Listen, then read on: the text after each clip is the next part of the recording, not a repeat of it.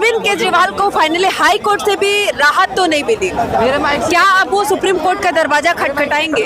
15 अप्रैल तक अभी उन्हें जेल में ही रहना पड़ेगा, लेकिन क्या सुप्रीम कोर्ट का दरवाजा खटखटाने से उन्हें कुछ राहत मिलेगी? क्या चुनाव से पहले अरविंद केजरीवाल जेल से बाहर आ पाएंगे? क्या होगी पॉलिटिकल एजेंडा? एक बार हम देश की जनता से जानना चाहते हैं कि क्या देश की जनता क्या चाहती है। सर, आपका नाम? मेरा नाम संजय। कहाँ से हैं आप? मैं केजरीवाल की शराब नगरी दिल्ली से।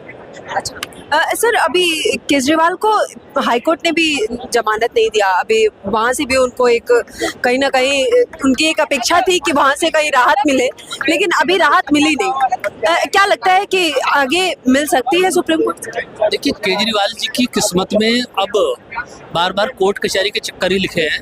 वो इस कोर्ट से उस कोर्ट जाएंगे, उस कोर्ट से इस कोर्ट जाएंगे, बार बार गिड़गिड़ाएंगे, मीडिया में चिल्लाएंगे, लेकिन जेल से बाहर नहीं आएंगे।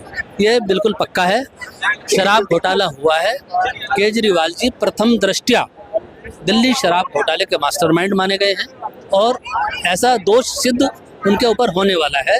ये हाईकोर्ट ने भी अपने जजमेंट में लिखा है इस चीज को कि प्रथम दृष्टया केजरीवाल जी ही दिल्ली शराब घोटाले के कॉर्पोरेटर माने। लेकिन उनका कहना है कि एक भी पैसे का कहीं से भी सबूत नहीं मिल रहा है, कहीं से एक भी पैसे का इनको खर्च लेन देन कहीं मिला नहीं, तो आखिर फिर किस बात का जेल? तो क्या केजरीवाल जी ये कहना चाहते हैं जो 60 करोड़ का शीश महल कोरोना काल में बनाया, उसकी नींव में, उनकी दीवारों में पैसा मिलेगा, उसको बुलडोजर चला के तोड़ा जाए? तो शराब घोटाले का मतलब क्या है? किक बैक लिया है इन्होंने 100 करोड़ का, जो गुजरात घोटाले में इस्तेमाल, गुजरात चुनाव में इस्तेमाल हुआ। ऐसी चीजें निकल के आ रही हैं। अभी जब जांच आगे बढ़ेगी, पूरा ट्रायल चलेगा, तो कोर्ट में दूध का दूध पानी का पानी हो जाएगा। देखिए, मनी ट्रायल का मतलब क्या होता है कि आपको कैश मिले, वैसा जरूरी नहीं है। ये मनी ट्रेन है, अभी आनी बाकी है। 100 करोड़ तो अभी किक बैक के सबूत आ रहे हैं। जैसे जैसे लोग आएंगे, जैसे जैसे बयान इनके जज साहब के सामने खुलासा होगा, इनका क्रॉस एग्जामिनेशन होगा, तब सबूत निकल के आएंगे कि कहाँ कहाँ पैसा गया, कितना कितना अपनी पार्टी की गतिविधियों में इन्होंने पैसा खर्च किया। लेकिन अभी संजय सिंह जेल से आने के बाद संजय सिंह बेल पे आए हैं, लेकिन उनका कहना है जब से आए हैं तब से वो कह रहे हैं कि शराब घोटाला बीजेपी ने करा है। संजय सिंह हाई कोर्ट का जो आदेश पारित हुआ है उसका उल्लंघन कर रहे हैं। उनको ये कहीं पे भी छूट नहीं दी गई है कि आप मीडिया में जाकर कोर्ट के अंदर की बातें बाहर बताएं। आपने अपनी एक लिमिट के अंदर रहकर अपनी बातें रखनी है, तभी आपको कोर्ट से। उनका कहना है कि वो अपने केस के बारे में बात नहीं कर, बाकी अदर लोगों के केस के बारे में बात कर सकते। जिसके नाम ले रहे हैं वो सब दिल्ली शराब घोटाले के आरोपी हैं, उनको गवाह के रूप में भी रखा गया है। तो कैसे ये मान लिया जाए कि वो शराब घोटाले से बाहर की बात कर रहे हैं? अपने केस से क्या मतलब है? अपना केस भी तो दिल्ली शराब घोटाले। जेल से निकले व्हील चेयर पे, जेल से निकले व्हील चेयर पे और दूसरे छत पे चढ़ गए। इतने नाटकबाज है साले के। और अपने कानून ऊपर समझते हैं, सारे के सारे अपने कानून ऊपर समझते हैं। हाई कोर्ट ने भड़का दिया, दूसरे सुप्रीम कोर्ट कह रहा ये मामला इतना जरूरी है कि हम एकदम तुरंत सुने इसको। नाटकबाज संजय सिंह। अच्छा, आपको क्या लग रहा है कि शराब घोटाला जो संजय सिंह कह रहे हैं कि बीजेपी ने करा है, क्या ये सच है? बीजेपी ने करा तो जाओ ना कोर्ट, कौन मना कर रहा है? जाओ कोर्ट में जाने को मना थोड़ी कर रही है, जाओ लेके पे। जिसने जैसे बीजेपी आरोप लगा रही है ऐसे तुम भी आरोप लगाओ, जाओ कोर्ट में। और मोदी का फॉलोअर नहीं हूँ मैं, मोदी का फॉलोअर मैं देशभक्त हूँ और देश का फॉलोअर हूँ मैं। और मोदी एक अच्छा काम कर रहा है। जो व्यक्ति 2 घंटे की छुट्टी लेता है माँ के मरने पे भी, उस व्यक्ति को कैसे डिस्कार्ड करेंगे हम? 18-20 घंटे काम करता है और लगातार 20 साल से। आप 2 दिन कर लो, एक शादी घर के अंदर शादी करो, उसके बाद 4 दिन उबाड़ के पड़े रहते हैं। भैया बहुत बड़ा काम हो गया। वो अगला 20 घंटे लगातार नॉन स्टॉप काम कर रहा है, उसको हम कैसे विरोधी बता सकते हैं? लेकिन ये भी तो अरविंद केजरीवाल भी तो कह रहे हैं कि दिल्ली की जनता के लिए हमने बहुत कुछ करा है। देखिए, केजरीवाल राजनीति के प्रचार के केजरीवाल राजनीति के वो कलंक हैं। केजरीवाल दिल्ली की राजनीति पर वो कलंक है। देखिए, जब दिल्ली शराब घोटाले में पहली बार मनीष सिसोदिया जी जेल गए, तब उन्होंने क्या बोला? मनीष सिसोदिया के कंधे पर हाथ रखा और बोले, बेटे मनीष सिसोदिया देख, माँ के पैर छू, तिहाड़ जेल जा, मैं तेरे परिवार का ध्यान रखूंगा। उसके बाद मनी लॉन्ड्रिंग घोटाले में जब सत्येंद्र जैन जेल गए, तब फिर से सत्येंद्र जैन के कंधे पर हाथ रखा, जैन साहब माँ के पैर छुओ, तिहाड़ जेल जाओ, मैं परिवार का ध्यान रखूंगा आपके। उसके बाद दिल्ली शराब घोटाले में जब संजय सिंह तिहाड़ जेल गए, केजरीवाल ने फिर वही चीज दोहराई, संजय जी माँ के पैर छुओ, तिहाड़ जेल जाओ, मैं आपके परिवार का ध्यान रखूंगा। जब अपने आप केजरीवाल जी खुद शराब घोटाले में तिहाड़ जेल गए, तब माँ के पैर नहीं छुए, मुंह इतना मोटा सुजा के और चुपचाप निकल गए। ये केजरीवाल है जो दूसरों को बोलते हैं माँ के पैर छुओ, तिहाड़ जेल जाओ।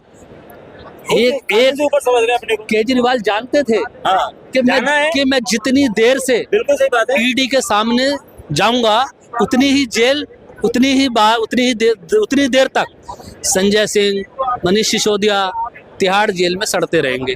तभी तो नो सम्मान का इसने सम्मान नहीं किया। वो जानता था मैं जाऊंगा पकड़ा जाऊंगा। घोटाला किया है आदमी जानता है, जो चोर होता है उसको पता होता है, जो डाकू लुटेरा होता है वो होता है। दिल्ली में भ्रष्टाचार समाप्त करने के नाम पे दिल्ली की राजनीति में आए थे। उस समय बीजेपी को दिल्ली की जनता ने अस्वीकार कर रखा था। कांग्रेस पार्टी पे ये कहते थे ये पूरी भ्रष्टाचारी है।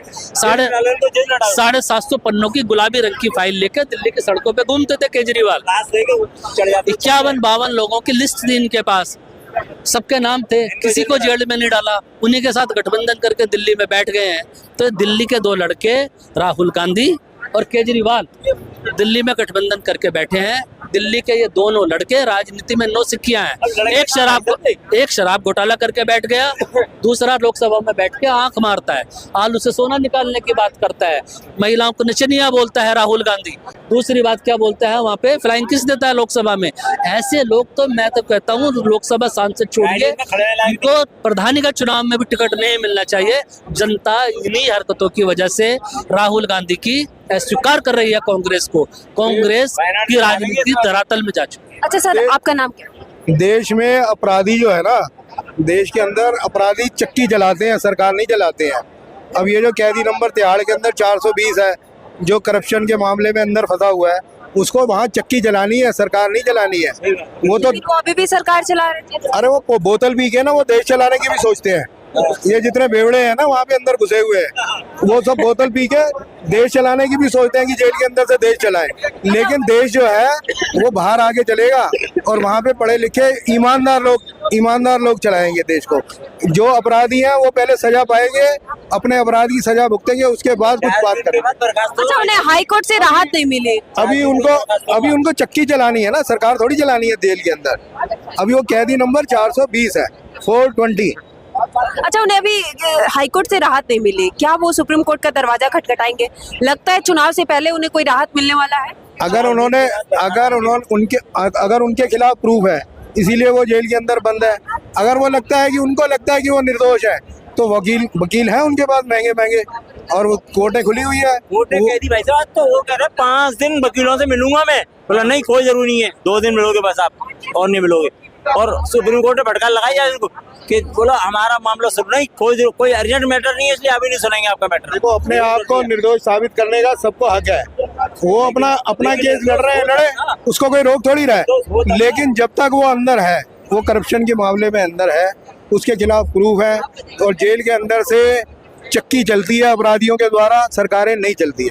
अच्छा, उन्होंने अगला नाम अभी आतिशी का भी ले रहे हैं, सौरभ भारद्वाज का भी नाम आ गया है। क्या लगता है कि अभी ऐसा जब अपराध के अंदर बंदर बांट बढ़ती है ना, तो खाने वाले 1-2 जने नहीं होते, कई होते हैं। आज तो मंत्री ने ताकत दे दिया, सब एक दूसरे को देख के आंखें बंद करते हैं, लेकिन बाद में जब पोल पट्टी खुलती है तो सब अंदर जाते हैं बारी बारी। आज एक मंत्री ने उनके त्यागपत्र दिया, आनंद करके उन्होंने त्यागपत्र दिया। आज उनके मंत्री ने बोला पूरी पार्टी करप्ट भ्रष्ट है, ऐसी पार्टी में नहीं रह सकता, मंत्री पद छोड़ रहा हूँ, आम आदमी पार्टी का से त्यागपत्र दे रहा हूँ। आज त्यागपत्र दिया उन्होंने। कोई भी देखिए सर, हमारे बड़े हैं, मैं इनका सम्मान करता हूँ, हमारे दोनों बड़े हैं, मैं इनको प्रणाम करता हूँ। देखिए, सबसे बड़ी बात है कि जो हमारे माननीय प्रधानमंत्री जी मोदी जी, उनके पास एक्सपीरियंस है। उन्हें देश को कहाँ से क्या, लोगों को लगता है सिर्फ एक आलू प्याज सब्जी राशन, ये आलू प्याज से नहीं होता, देश को कहाँ से कहाँ पहुँचाया। आज देश का जो मान सम्मान बढ़ा है ना, वो हमें भी गर्व से बोलना पड़ता है, और हम बोलते भी हैं कि हम भारतीय हैं। G20 के दौरान हो, देखिए ये सिलेंडर हो, रसोई गैस हो गया। आज हमारे माँ बहन बेटी जो बाहर जो खुले में जाते थे फ्रेश होने के लिए, आदि का टॉयलेट की व्यवस्था की गई है। और मेडिसिन की व्यवस्था की गई है। लेकिन महंगाई भी तो बढ़ी है। महंगाई से लोगों को लगता है जो ये कह रहे हैं कि टॉयलेट की व्यवस्था करी है, क्या टॉयलेट की व्यवस्था पहले नहीं थी? जो भी सरकार आती है महंगाई तो हमेशा बढ़ती जाती है, कोई कम तो नहीं होती। ये बताइए, मतलब आप क्या कहना चाहती है, मोदी का काम आपको कैसा लगा पिछले 10 साल? छोड़िए, मैं तो ये चाहती हूँ कि जो भी सरकार आए कम से कम महंगाई पर कंट्रोल करे, महंगाई को कम करे, और जो बुजुर्ग लोग हैं उनके लिए रोटी कपड़ा मकान रहने की व्यवस्था करे, उनको दवाइयों का प्रबंध करे, उनको दवाइयाँ देनी चाहिए। कम से कम जो लोग हैं घर से बेघर है, बेसहारा है, अपनी जिंदगी तो व्यतीत कर सके, ऐसे लोगों को सहारा देना चाहिए। कौन लगता है आपके अनुसार, कौन है ऐसा? ऐसा तो कोई भी नहीं लगता मेरे को। कोई भी नहीं है। देखिए, विपक्ष में कोई भी ऐसा मोदी ने रोटी कपड़ा मकान दिया है, अभी भी अनाज दे रहे हैं, लोगों को बांट रहे हैं। जिसको दिया है उसी को तो दे रहे हैं बेटा। आज भी ऐसे 50 लोग सड़कों पर दिखा दूं मैं। सबसे बड़ी बात है, देखो मोदी जी अनाज बांटते हैं फिर भी लोग उसका विरोध करते हैं। केजरीवाल फ्री में दारू बांटता था, फिर भी ये जितने विपक्ष वाले हैं उसके साथ खड़े थे। कितना बड़ा गलत है। अच्छा दूसरा आप कहते हो महंगाई महंगाई। आज के तारीख में सबसे ज्यादा पॉपुलेशन इंडिया के अंदर है, 150 करोड़, और यहाँ पे बिना गिनती के तो पता नहीं कितने रह रहे हैं, जो अपना नाम और गिनती भी नहीं करवाते हैं। 8-8 बच्चे पैदा करने वालों का पता ही नहीं कितने हैं। तो उसके बाद में यहाँ महंगाई नहीं बढ़ेगी तो कहाँ बढ़ेगी? और आने वाले टाइम में जब डबल आबादी हो जाएगी, इसको कोई रोक सकता है? अगर जब तक कोई कानून नहीं बढ़ेगा तब तक तो आबादी बढ़ेगी। और जब आबादी बढ़ेगी तो जरूरतें भी बढ़ेगी, और जरूरतें बढ़ेगी तो उसको मोदी तो क्या और राहुल तो क्या, भगवान भी यहाँ की महंगाई दूर नहीं कर सकता, अगर जब तक कोई सिस्टम नहीं बनेगा।